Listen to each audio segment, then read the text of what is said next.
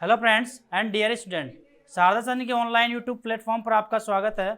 हमारा next topic है structure of endosperm या टाइप्स ऑफ एंडोस्पर्म।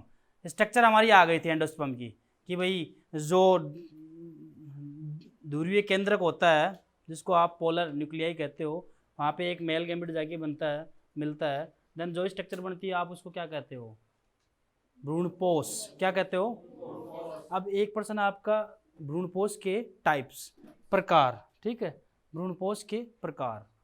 अब थोड़ा कंसंट्रेट करेंगे, आप इसके आगे 3-4 वेरी लगा दो। Very very very very most important. अक्सर अल्टरनेट में लगातार पूछा जाता है प्रश्न, एंडोस्पर्म क्या है, एंडोस्पर्म के प्रकारों को समझाइए विथ एग्जाम्पल। अक्सर पूछा जाता है ये प्रश्न, बहुत इंपॉर्टेंट प्रश्न है ये, ठीक है। तो आपको ये ध्यान रहे, मैं इसको ये बोल रहा हूँ कि ये बहुत इंपॉर्टेंट प्रश्न है, आप इसको अच्छे से समझेंगे। कॉमन सा है, वैसे ज़्यादा वो नहीं, दिक्कत नहीं आएगी। एंडोस्पर्म की अगर हम बात करें तो आप पहले ये बात है कि इसमें आपको स्ट्रक्चर नहीं बतानी है कि कहाँ से क्या बन के आया, आप डायरेक्ट ये बताओगे एंडोस्पर्म क्या होता है। तो एंडोस्पर्म एक प्रकार का टिश्यू है, एक उत्तक है। और कैसा उत्तक है? नाम से ही पता लग रहा है, पोषक उत्तक। आप बोल रहे हो ना भ्रूणपोष, क्या बोल रहे हो? तो ये एक प्रकार का पोषक उत्तक है जो विकसित होते हुए भ्रूण को पोषण प्रदान करता है जब तक वो बीज में कन्वर्ट नहीं हो जाए, जब तक उसको पोषण देता रहता है। और कभी कभी कुछ पादपों में एंडोस्पर्म शेष भी रह जाते हैं जो लास्ट तक पोषण देते रहते हैं। बीज का भ्रूण बन गया, बीज बन गया, उसके बाद में भी एंडोस्पर्म शेष हो जाते हैं। इनको हम इसी चैप्टर में आगे डिस्कस करेंगे। भ्रूणपोषी तथा अभ्रूणपोषी बीज कौन से होते हैं, अभी के लिए नहीं करेंगे, ठीक है। तो आगे हम बात करते हैं ये कितने प्रकार का होता है।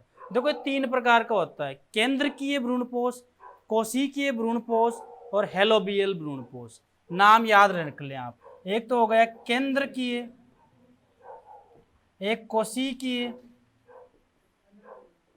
और एक हेलोबियल।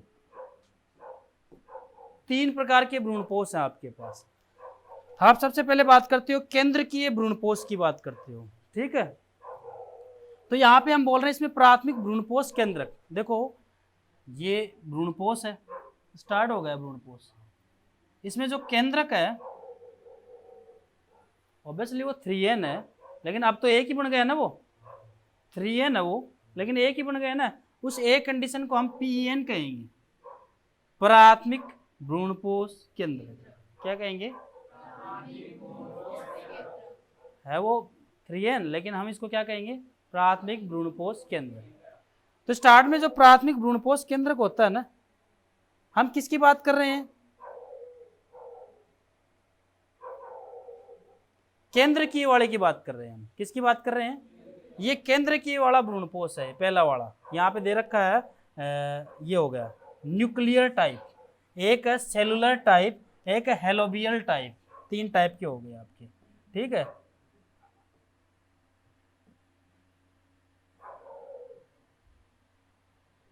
आपका ये न्यूक्लियर टाइप है, इसमें क्या होता है? स्टार्ट का एक न्यूक्लियस होता है जिसको आप PEN कह रहे हो, प्राइमरी एंडोस्पर्म न्यूक्लियस। क्या कह रहे हो? Primary endosperm nucleus. इसमें लगातार समसूत्री विभाजन होंगे। कितने होंगे उसकी काउंटिंग नहीं है, लगातार होंगे, जिसके फलस्वरूप बहुत सारे केंद्रक बन जाएंगे, बहुत सारे केंद्रक बन जाएंगे। बनने के बाद बीच में एक बड़ी सी रिक्तिका बन जाएगी, एक बीच में एक बड़ी सी रिक्तिका बन जाती है ऐसे, जिसके कारण सारे जो केंद्रक बने थे वो परिधि की तरफ सेट हो जाएंगे। यहाँ पर किसी प्रकार की कोई पट्टी नहीं बनती, कोई भित्ति नहीं बनती, सिर्फ एक बैग सी स्ट्रक्चर है, उसमें केंद्रक भरे पड़े हैं। इसको आप क्या कहोगे? इसको आप न्यूक्लियर टाइप यानी केंद्रकीय भ्रूणपोष। और यहाँ पर अगर आप देखो तो ये दो उसकी स्ट्रक्चर दिखा रखी है, जो एम्ब्रियो है उसको ये पोषण वगैरह देगा ये, तो ये काम इसमें होता है, ठीक है, याद रह जाएगा। नेक्स्ट अगर हम बात करें सेलुलर टाइप, तो सेम इज जैसा ही है। इसमें क्या होता है? जो PEN होता है उसमें लगातार समसूत्री विभाजन होते हैं, लेकिन हर विभाजन के साथ कोशिका भित्ति भी बनती जाती है। इसलिए जब भी कोई केंद्रक है और उसके साथ कोशिका भित्ति बन गई तो वो सेल बन जाती है। इस प्रकार को आप कहोगे सेलुलर टाइप। क्या कहोगे? देन एक और होता है हेलोबियल। ये इन दोनों का मिला जुला रूप है। इसमें फर्स्ट जो पीएन होता है इसमें डिवीजन होता है, जैसे ही डिवीजन होता है इसमें तो इसके पास दो चेंबर बन जाते हैं, एक ऊपर चला गया केंद्रक और एक नीचे आ जाता है। ऊपर वाला केंद्रक जो निभाग की तरफ जाता है वो फ्री डिवीजन करता है, मुक्त केंद्रीय विभाजन करता है और लगातार विभाजन करता रहता है। और नीचे वाला विभाजन करता है लेकिन हर विभाजन के साथ कोशिका भित्ति बनती है। देन आप देखोगे नीचे की तरफ, आप देखोगे नीचे की तरफ जो बनती है उसको तो आप कहोगे कोशिकीय, ऊपर वाले को आप कहोगे वही बीच में रिक्तिका बन जाती है, ऊपर वाले को आप क्या कहोगे? क्या कहोगे? केंद्र के। ये पट्टी और लगा लेना आप डायग्राम जब बनाओ तो बीच में, इसमें छोड़ रखिए कोई दिक्कत। इस प्रकार तीन प्रकार की आपके पास भ्रूणपोष है। केंद्र किए सारे केंद्र बनेंगे, कोशिकीय हर केंद्र के बीच में कोशिका भित्ति, हेलोबियल दोनों निभाग की तरफ केंद्रीय बन जाएगा, बीजांड द्वार की तरफ कोशिकीय बन जाएगा।